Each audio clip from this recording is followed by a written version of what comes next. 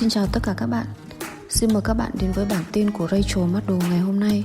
Hôm nay, Rachel sẽ mang đến cho chúng ta những tin tức về tình hình dịch bệnh corona tại Mỹ và những biện pháp mà chính phủ đang áp dụng để ngăn chặn sự lây lan của căn bệnh này. The Rachel MADDOW Show, weeknights at 9 Eastern on MSNBC. Rachel's off tonight. She will be back on Monday. What a week it's been. This has been one of the wildest weeks in American politics in recent memory, and we're going to get to that tonight. It's been an exceptionally wild week on Wall Street as well, and we'll get to that too. But just before we came on air tonight, the president announced via tweet that he's ousting his chief of staff, Mick Mulvaney, and replacing him with the far-right Congressman Mark Meadows, who is a staunch Trump ally. We're going to have more on that as well in a moment. But let's start tonight with the latest on the coronavirus outbreak, which continued to spread around the country and around the world today. There have been 15 deaths in the United States from coronavirus, 14 in Washington state, 1 in California, and there are 326 confirmed cases nationwide. The states of Oklahoma, Kentucky, Minnesota, Indiana, Connecticut, and Nebraska reported their first cases of the virus today, which means that more than half the states in the country now have confirmed cases. New York's governor announced today that his state now has 44 confirmed cases, with 5 of them sick enough to be hospitalized, and about 4,000 people in quarantine and being monitored for symptoms. Fallout from the epidemic continued around the country as well. In Washington state, where there are now 58 confirmed cases in the Seattle area, that's the country's worst outbreak, the University of Washington canceled in-person classes today for its 50,000 students until at least the end of the month. Johns Hopkins University announced that the men's college basketball tournament there this weekend will be held without spectators. So there will be some very quiet games this weekend. The city of Austin, Texas, canceled the giant South by Southwest festival, which was slated for next week. Lufthansa, the giant German airline that employs more people than any other airline, plans to cancel half of all of its flights. In terms of how this virus continues to spread, AIPAC, the influential pro-Israeli lobbying group, announced this evening that 2 New Yorkers who attended its big annual conference this week have tested positive, which is especially concerning because the AIPAC conference is a who's who of the American political establishment, particularly the Republican establishment. For instance, Mike Pence, Vice President Pence, was one of the speakers there this week. And speaking of the vice president, he held a press conference with federal health officials this evening and offered a few updates. First, on the matter of this cruise ship carrying thousands of passengers that is being held off the California coast ever since a passenger on the ship's previous journey tested positive for coronavirus and died this week in California, with 20 people on board showing symptoms, coronavirus tests were, watching it here, they were helicoptered to the ship and then flown to a lab for testing. Vice President Pence announcing this evening that 46 people on the ship were swabbed, 21 of them tested positive, including 19 crew members, a fact that the people on the ship reportedly learned about by watching Mike Pence on television. Pence also said that the ship will come into port and that everyone on board will be tested. But officials say they're still trying to figure out where that would happen. They're looking at several military installations in California as possible testing sites. But here's the thing. In order to test people, you need tests. In order to test thousands of people, like the thousands on that cruise ship, you need thousands of tests. And there seems to be some confusion in the Trump administration about how many tests they have and how many tests will be available when and who will be able to get one. In fact, earlier this week, the White House said there would be 1 million tests available by the end of the week, as in today. Then yesterday, the administration said it was going to miss that goal by more than 900,000, having only 75,000 tests available by the end of the week. Then this evening, the vice president announced that the government will have shipped 1 million tests to various labs as of tomorrow, and then there will be more shipped out possibly early next week. But no one should worry because definitely tests will broadly be available to most Americans in a matter of weeks, which seems kind of long at this point in time. The Atlantic magazine today reported that, quote, through interviews with dozens of public health officials and a survey of local data from across the country, We could only verify that 1,895 people have been tested for coronavirus in the United States. Local officials can still test only several thousand people a day, not the tens or hundreds of thousands indicated by the White House's promises. And Time magazine reports today that this apparently sluggish response to the virus's spread in the United States may be the result of months of wishful thinking by the White House. Quote, since January, epidemiologists, former U.S. public health officials, and experts have been warning that the administration's insistence that containment was and should remain the primary way to confront an emerging infectious disease was a grave mistake. They warned that the unique features of this flu-like virus made it impossible to control and that the administration must use any time that containment measures might buy to prepare the country for an inevitable outbreak. The administration was using all of its resources to blockade the doors, they warned, but the enemy was likely already in the house. I mean, today, several public health and disaster response experts from Johns Hopkins University went to Capitol Hill to brief congressional staff on the epidemic. This is what they sounded like. Do you think the testing capacity is adequate in the U.S., and do hospitals with labs have access to everything they need to either package up and send or perform the tests? Thank you for that question. I think the short answer is no. Testing capacity is not currently adequate, and we need more.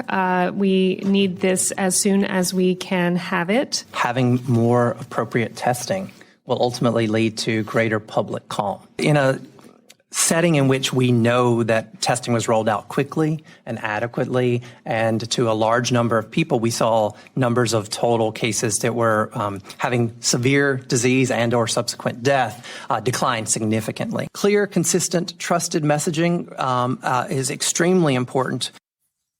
So, we very much do not have enough tests. And what we need more than anything right now is more testing, as well as clear, consistent, trusted messaging. Well, how's that going? Anybody right now and yesterday, anybody that needs a test gets a test. They're there.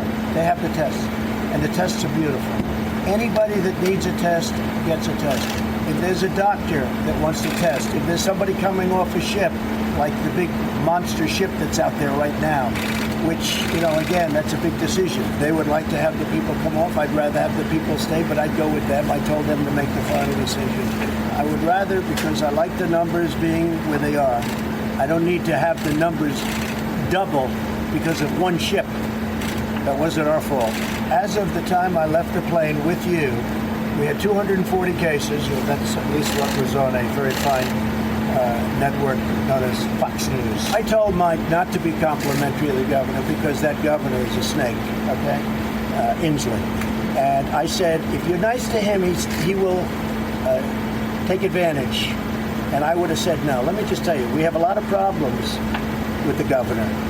And the governor of Washington, that's where you have many of your problems, okay?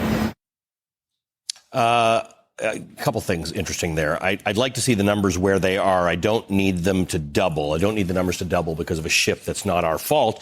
And the governor of Washington State is a snake. But put that aside for a second. According to the president of the United States, anyone in America who wants a test can get one yesterday.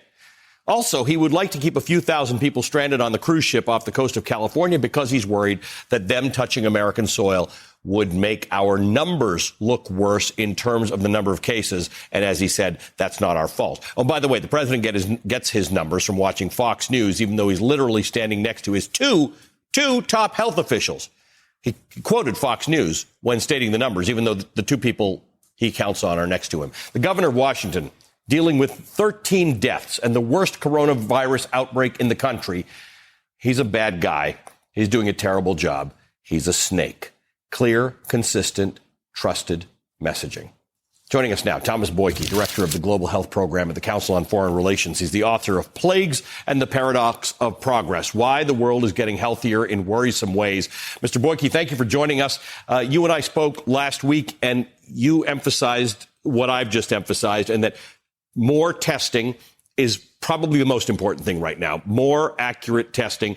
We're not clear on where we stand with testing. According to the president, everyone who wants a test can get a test. We seem to have information that suggests otherwise. That's right. So what we have seen to date from the U.S. government on testing is the exact opposite of what you want to see in an outbreak. We are overpromising and under-delivering. As you mentioned, we had the promise coming from the federal government was that we would see 1 million tests this week. At best, we have seen 75,000. And as you've mentioned, there's no indication and some media reports that it may be many fewer than that. We have absolutely no idea what the real number of infected people are and where they are. And this is a huge problem because, of course, the countries that have successfully dealt with this outbreak, forget China. Think of Singapore. Singapore had community spread. They tested every severe case of pneumonia they had to try to identify people, and they found some cases with that. They implemented social distancing policies to keep other people from getting sick. And most importantly, they did this with great speed, and that is not how we've operated. Thomas, let's talk about this. We've discussed, the point in determining the spread of an epidemic is not actually to test 100% of people, right? What does effective testing look like? And then what is this conversation that we're having about containment? The president keeps talking about how great it was that we stopped people from coming in from China. But a lot of health experts say, actually, you have to think about this differently.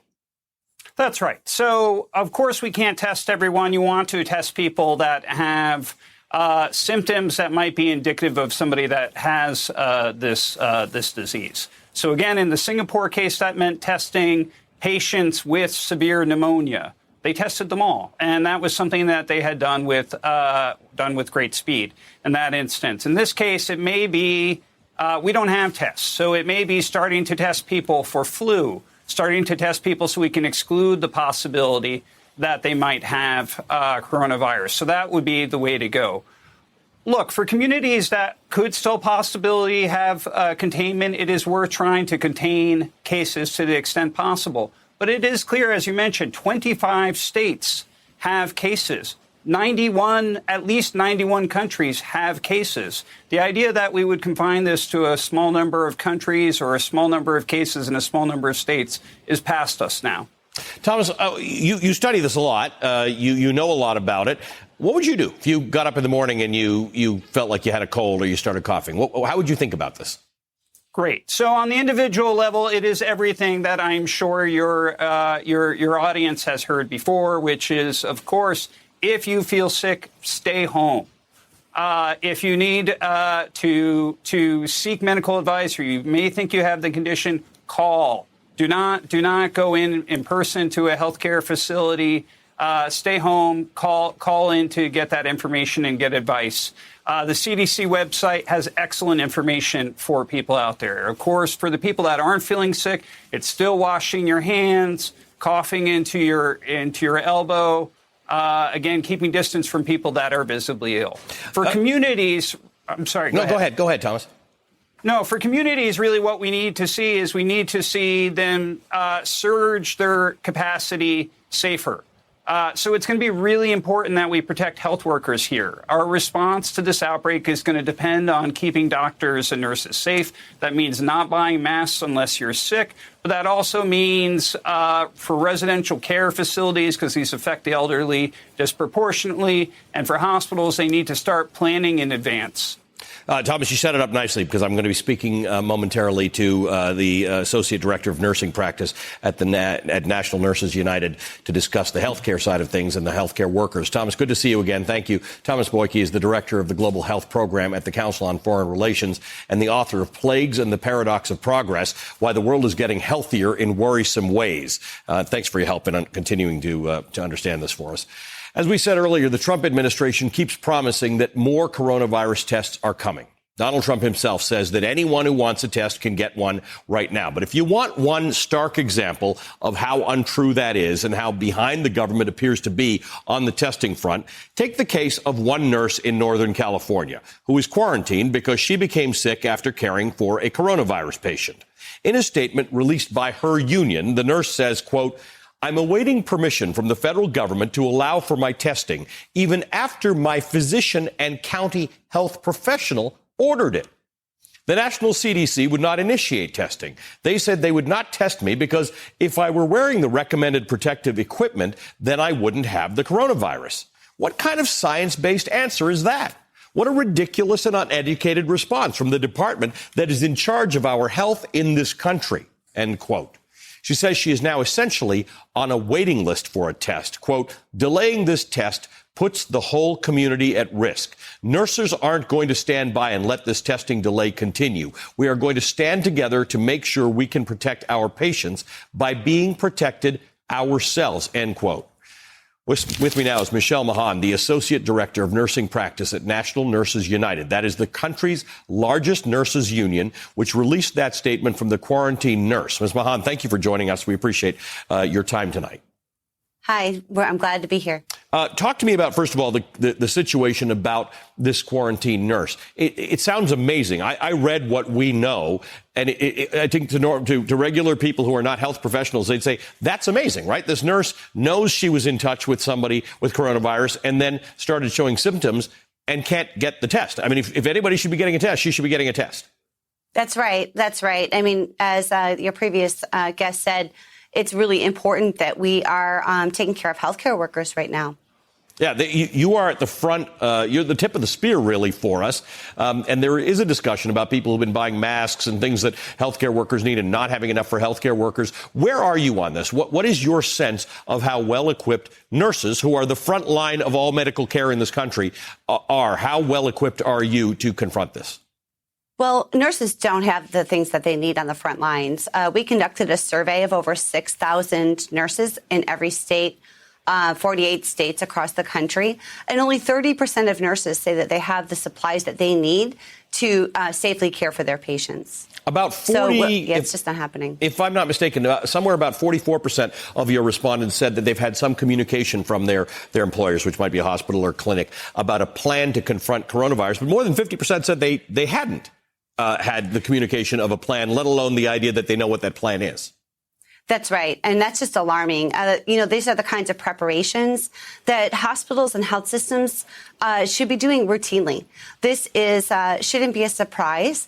The whole key of everything in healthcare is about being prepared, about knowing what to do, about having plans in place, performing drills, and being ready. And in this case in particular, with this coronavirus, we've had weeks and weeks where we should have been preparing for the imminent arrival in the United States. I want to just read you another paragraph from the quarantine nurses statement. I'm appalled at the level of bureaucracy that's preventing nurses from getting tested. That is a healthcare decision my doctor and my county health department agree with. Delaying the test puts the whole community at risk.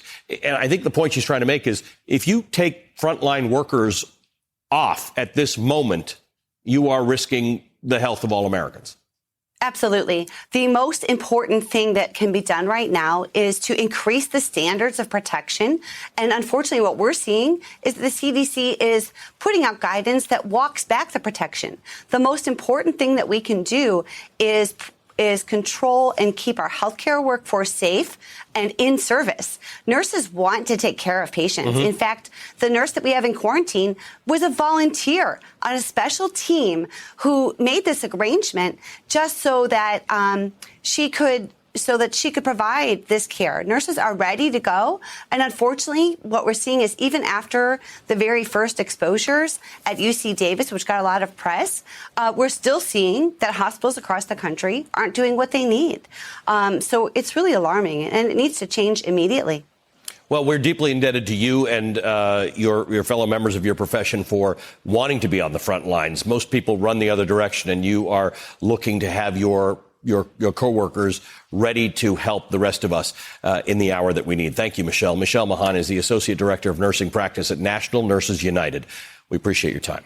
Thank you. Much more to get to tonight. Up next, the president appoints a fourth chief of staff. And later, the sense that something is amiss among many Democrats after Elizabeth Warren drops out of the presidential race. We've got a lot to get to tonight. Stay with us.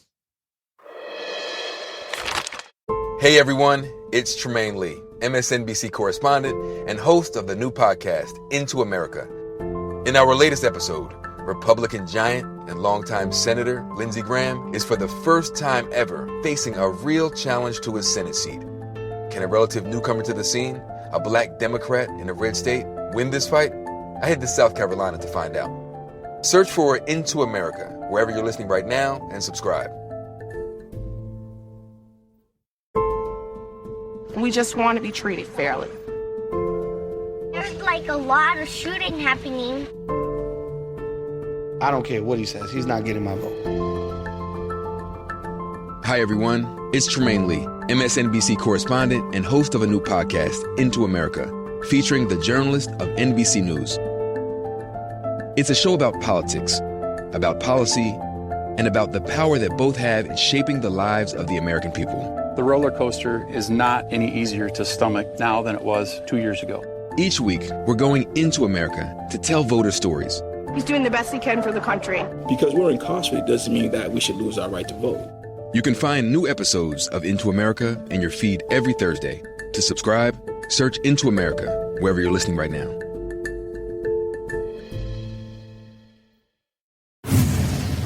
As we mentioned tonight, the president has canned his third White House chief of staff. The president announced in a set of tweets that he is going to replace outgoing chief of staff Mick Mulvaney, who has served in that role for just over a year, with Mark Meadows, a North Carolina congressman and staunch ally of the president during his recent impeachment trial.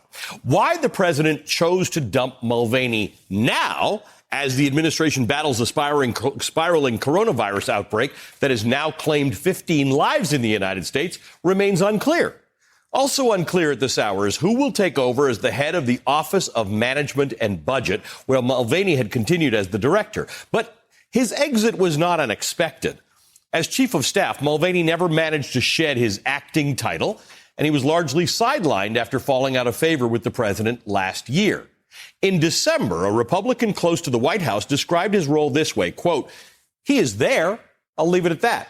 He's like a kid. His role at the dinner table is to be seen and not heard." Well, one of the few times Mulvaney was heard was when he admitted in front of a worldwide television audience that, yes, the White House had conditioned a meeting for the president of Ukraine on an announcement of investigations that were politically advantageous to Trump. That shock admission was followed by Mulvaney telling the American public to, quote, "get over it." While Mulvaney will now assume the plum title of Special Envoy to Northern Ireland, his position will be filled by Mark Meadows, the four-term North Carolina lawmaker who's cast himself as one of the president's most aggressive defenders in Congress, announced that he would not run for re-election this November, while hinting that he might serve in some future role in the administration or the president's re-election campaign. The future, apparently, begins now. Joining us now, Phil Rucker, White House bureau chief for The Washington Post. He's also the co-author with Carol Leonnig of A Very Stable Genius, Donald Trump's Testing of America. Phil Rucker, good to see you. Thank you for being with us, sir. Thank you, Ali. Good to be with you. Phil, what do you make of this? Mark Meadows, the president has treated the position of chief of staff very differently than his predecessors. The chief of staff was at one point the most powerful position in America. That has not been the case for at least two of the last three of the president's chief of staff, and arguably with John Kelly wasn't all that powerful either. But the bottom line is the president has diminished the role. So what do you make of this decision? Well, it's been a long time coming and rumored for many months. The president has tired of Mick Mulvaney. He wanted Mulvaney to stay in this job throughout the impeachment proceedings and the impeachment trial. Remember, Mulvaney was a key figure in all of that, and in terms of his role in helping withhold that aid from Ukraine. That said, once the impeachment trial was over and the president was acquitted, he felt like he had a green light to go ahead and make some of the staffing changes he wanted to make, and he wanted Mulvaney out. Mark Meadows has long had the president's ear and arguably has been more influential in guiding the president the last several months than Mulvaney from the outside. Meadows is a real political animal and seen as somebody who's going to really have an eye towards the re-election campaign as he leads the government over the next 8 months. He's an affable fellow. He's very friendly, but their backgrounds are similar. They're both Southern congressmen who were Tea Party, Freedom Caucus, fiscal hawks, constitutionalists. That's right. And you don't have to go back that far, frankly, to the Obama years when Meadows was a real fringe figure in the Congress among the House Republicans. He was a rabble-rouser, the head of the House Freedom Caucus. He was that thorn in the side of Speaker John Boehner. But with the Trump presidency and Trump's ascendancy in Washington, Meadows got on board that train pretty quickly, became the president's top defender, or one of the top defenders in Capitol Hill, a major presence on Fox News and in conservative media, and has really carved out an enormous amount of influence with the president. Do you make anything of the timing? There are some, if you don't follow this too closely, you might say, well, look, there's this coronavirus thing, and the White House is not handling it particularly well. Are they bringing this guy in to handle it, or is this a Friday night distraction, or is it something else? Well, one timing thing that is noteworthy, apparently Trump offered the job, this has been reported by the New York Times on Thursday evening, and did not announce it, of course, until tonight, after the markets closed on Friday for the weekend. So clearly Trump was trying to not have a story of turmoil and shakeup in his West Wing while the markets were still open. So that's notable. You know, it could be some sort of an effort to distract from the coronavirus problem. I don't know. It's not clear that Mark Meadows is going to be able to do anything to resolve this crisis that Mick Mulvaney couldn't do. Meadows is not an expert in infectious diseases or public health crises. That's something that, they have Mike Pence in charge of, the vice president, and of course, all of the experts in the various scientific and health departments. Most people who've studied White House chiefs of staff have sort of marked the erosion since the beginning of the Trump administration in the power of that role. Do you think that changes under Meadows? Do you think he'll sort of resurrect the role a little bit, or is that job what it is? I think the trajectory continues. You had in Reince Priebus and John Kelly, the first two chiefs of staff, figures who tried to some degree to be guardrails against the president, to try to steer his course of action, to prevent the president from following through on his more reckless and dangerous impulses. And then you had in Mick Mulvaney an enabler, a chief of staff who saw his job much more as trying to answer the president with a yes, to follow the president's orders, do what the president wanted done, not get in the way, not say no as often as Kelly and Priebus did. And I suspect Meadows is probably going to be more in the Mulvaney mold than the Priebus and Kelly mold. Yeah, one of the things that Trump and Meadows have in common is in 2012, Meadows made a comment about sending Obama back to Kenya. He subsequently said there's no racist bone in his body, but he got associated with the birther moment. I'd like to point out from time to time, Phil Rucker, I don't know if you've been around when I've said that, I'm actually from Kenya. So that's a topic close to my heart. Good to see you, my friend. Phil Rucker is the White House bureau chief for the Washington Post. Thank you for your reporting tonight. Much more to come tonight, including that the highest, hardest glass ceiling still remains firmly in place. Stay with us. Before Hillary Clinton, before Shirley Chisholm, there was Margaret Chase Smith. She was a Republican senator from Maine, and she was the first woman in history to serve in both the U.S. House and the Senate. Margaret Chase Smith was elected to Congress in 1940, first to fill the seat left vacant by her husband's death, and then on her own merits. In January of 1964, Margaret Chase Smith announced that she would run for president. She became the first woman in this country to run in a major party primary for president. Now, take a look at this. This is a Universal newsreel from 1964 when she announced her campaign. Look at how they titled the segment. Because Margaret Chase Smith was a woman, they called it Bonnet in the Ring, not Hat in the Ring. Bonnet. Okay, roll the tape. Senator Margaret Chase Smith of Maine makes the announcement that she will seek the Republican presidential nomination. Because of these very impelling reasons, against my running, I have decided that I shall.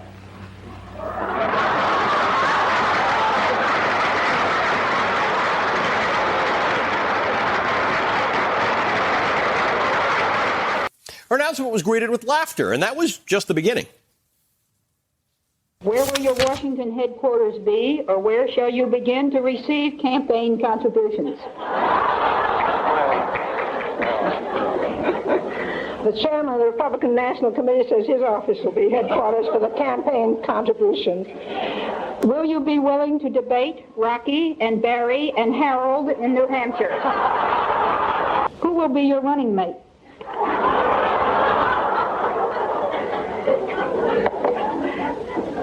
None of the announced candidates have indicated any desire. What would you do as a candidate to break down discrimination against women? Well, if the people of this country don't know what I would do from what I have done, I don't think that I could add any information to that. Senator, if you can't make it yourself, which candidate would you support for president? Goldwater, Rockefeller, Nixon, Scranton, or who else? Well, again, I must answer that I'm a candidate for president and I'm not supporting anybody else.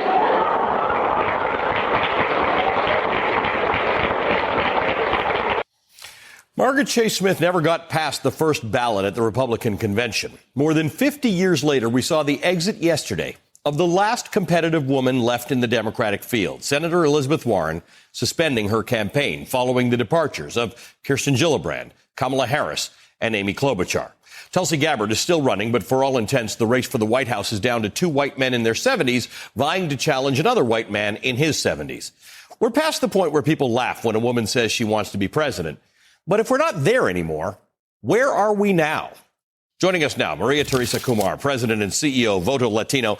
Ms. Kumar, thank you for joining us tonight. What are your thoughts on this? We have had a woman win the nomination of the Democratic Party, run for president, get more votes than the current president, and then we've had several women vie for the nomination this time around. What's your sense of where we are? Let's remind the American people that the last time a woman headed the Democratic nomination of a major party, she won. Hillary Clinton won 3 million more votes than Trump.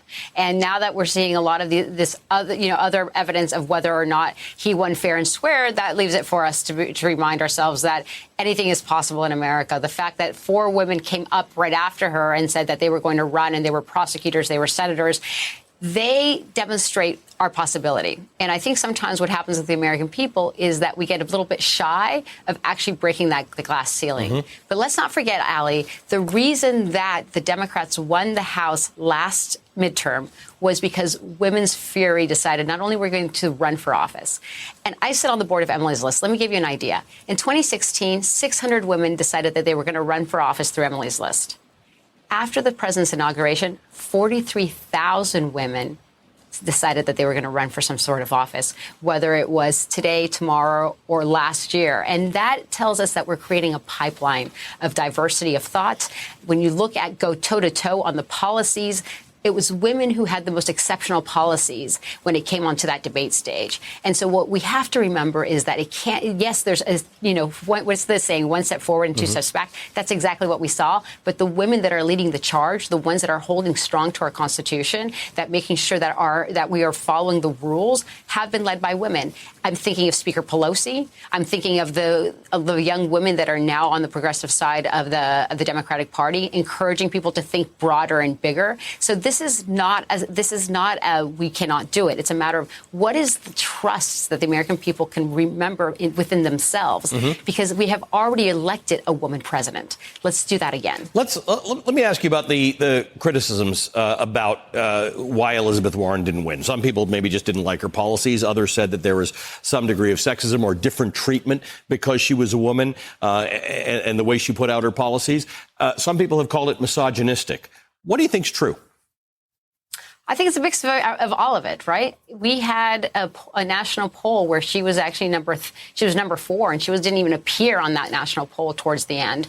I think that there was a huge misstep in Iowa because she never got the gravitas that she came out number 3 in the Iowa caucuses, but it was because of that Iowa caucus debacle. It was almost as if it was a perfect storm. There was also a big body of the Democratic Party that funds a lot of electoral campaigns that were quite afraid of her. They didn't want to fund her for what she represented, and that was making sure that everybody paid their fair share into society so that we could actually have a functioning government. So there was a lot of factors, but she was brave.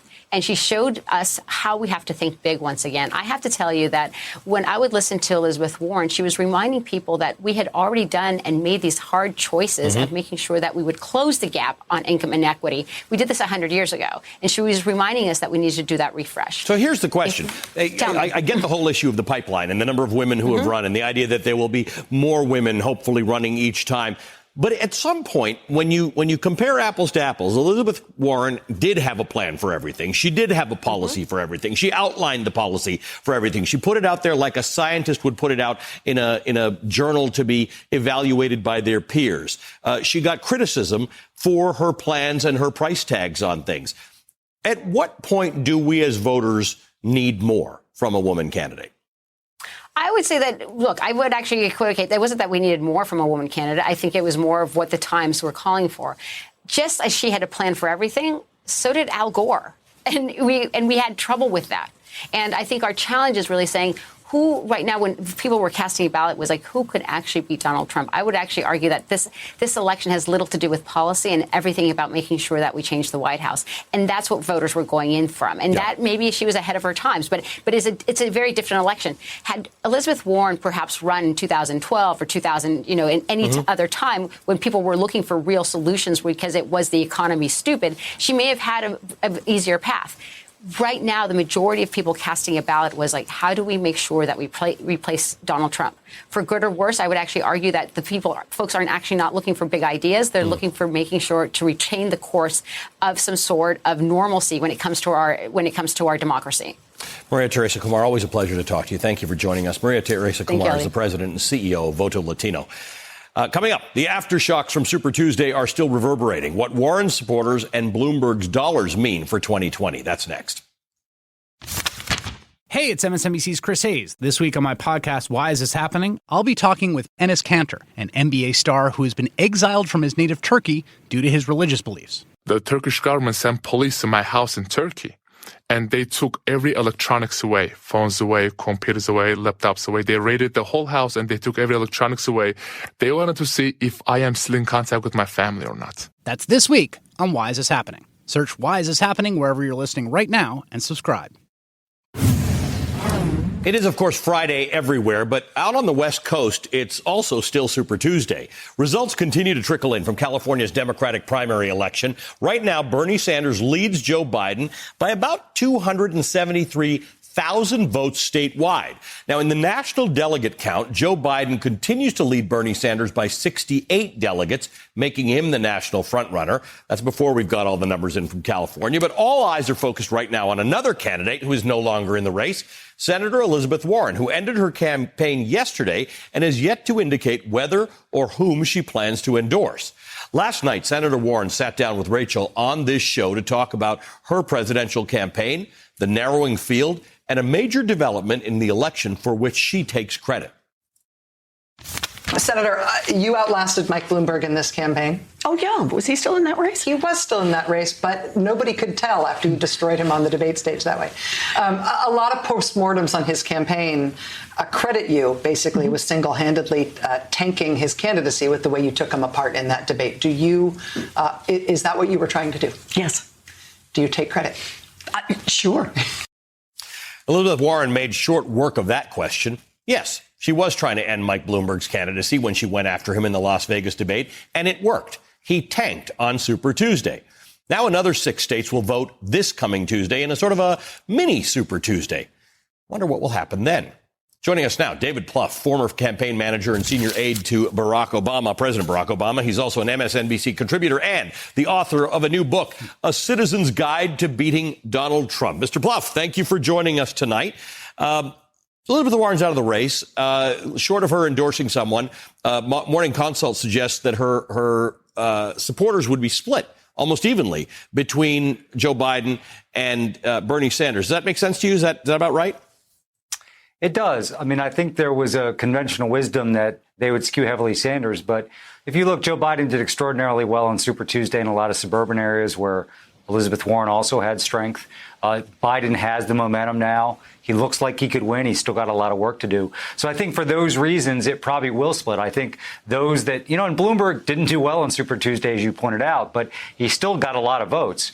And so if you split the Warren vote roughly 50-50, let's say, and give Biden maybe 75% of Bloomberg, that is going to give him, I think, a pretty advantageous position heading into both March 10th, the states you just showed. But we have massive states on March 17th, like Illinois, Florida, Ohio, and Arizona. She sort of picked a lane, and it seemed to be a lane that was occupied mostly by Bernie Sanders.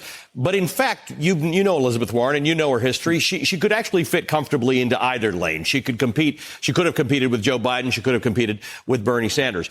If you were advising her about whether she should endorse someone, what would you suggest she do? It's such a personal decision, Allie. So I think we see that her supporters are probably relatively balanced. She probably wants to see how the next couple of weeks go, take some time to figure out what her role is going to be going forward. So, other candidates made a decision to endorse. This is the right decision for her. Like picking a vice president, whoever our nominee is, that's the most personal decision they make. Whether you endorse or not, it's a very personal decision. But looking at those numbers, maybe if 90% of her supporters are going one way or the other, that might tip the scales. But her people are relatively divided. And listen, there's a chance this race maybe not be formally over. Mm-hmm. But if Joe Biden does as well as on the next two Tuesdays as he did on Super Tuesday, his delegate lead's really going to grow. Yeah. So, in fact, Bernie Sanders was supposed to have a rally in Mississippi. He instead went to Michigan. He won Michigan very narrowly last time around. Joe Biden is polling very strongly in a lot of states. For this Tuesday, looks like it's Joe Biden's to lose more than it's Bernie Sanders to win. Well, you mentioned Mississippi, so I'm going to nerd out on delegates a little bit like I like to do. I love that. If Joe Biden's going to win Mississippi, probably by a large margin, Bernie Sanders skipping his event probably gives some clue of that from their side, too. So, Mississippi, if I recall, has got 36 delegates. Mm-hmm. I mean, Biden could net 25 or 30 out of that state alone. So that's important. So let's say Michigan is close. Bernie wins it by a few. Biden wins it by a few. Roughly split delegates. Same thing with Missouri. Now, I think Bernie Sanders might do quite well in North Dakota and win some delegates, but it's a really small state.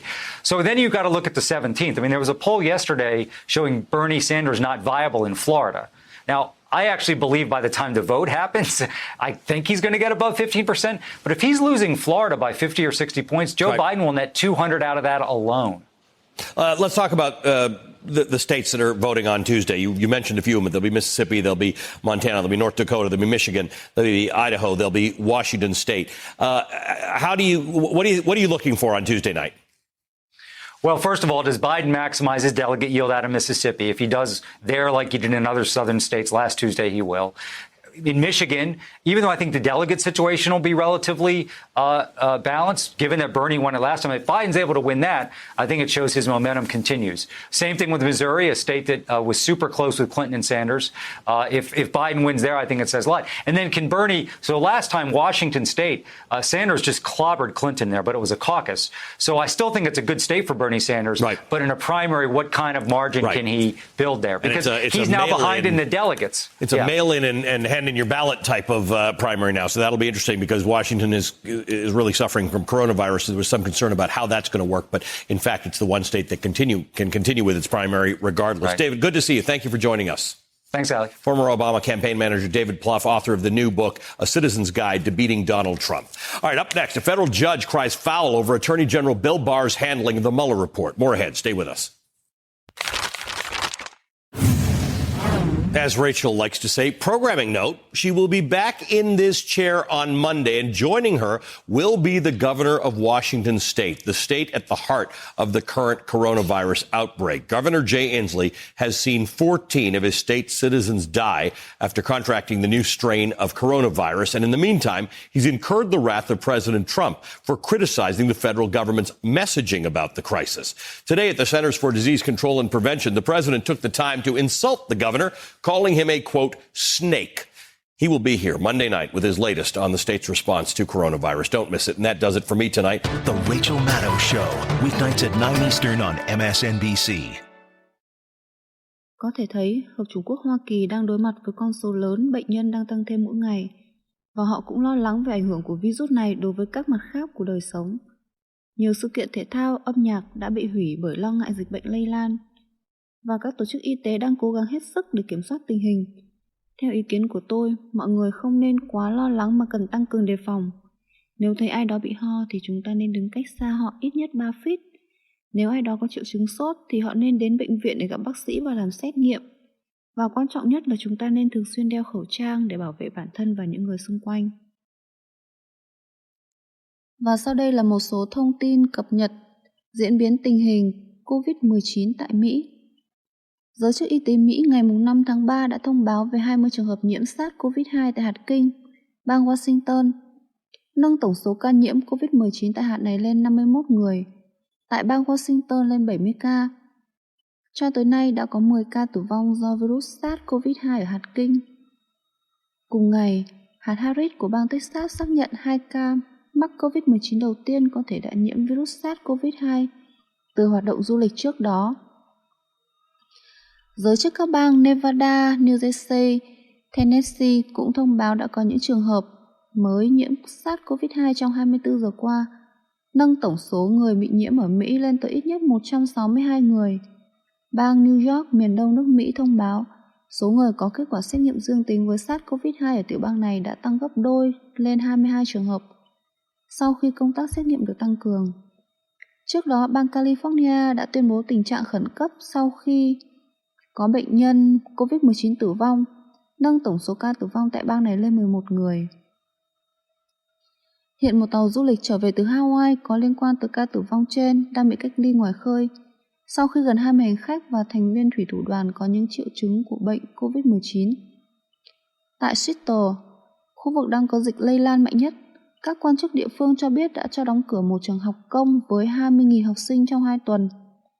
Tính đến hết ngày 5 tháng 3 đã có 18 bang tại Mỹ xác nhận có các ca nhiễm SARS-CoV-2. Cùng ngày, Thượng viện Mỹ đã nhanh chóng thông qua gói ngân sách hỗ trợ phòng chống dịch COVID-19 trị giá 8,3 tỷ đô la, được Hạ viện Mỹ thông qua trước đó.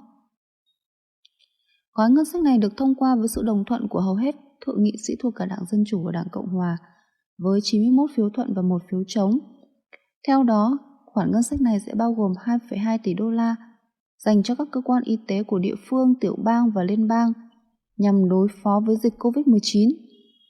Số tiền trên cũng được sử dụng để hỗ trợ việc thử nghiệm, kiểm soát lây nhiễm và tìm ra những trường hợp có tiếp xúc với những người bị nhiễm SARS-CoV-2. Gói ngân sách này sẽ được gửi tới Tổng thống Donald Trump ký phê duyệt.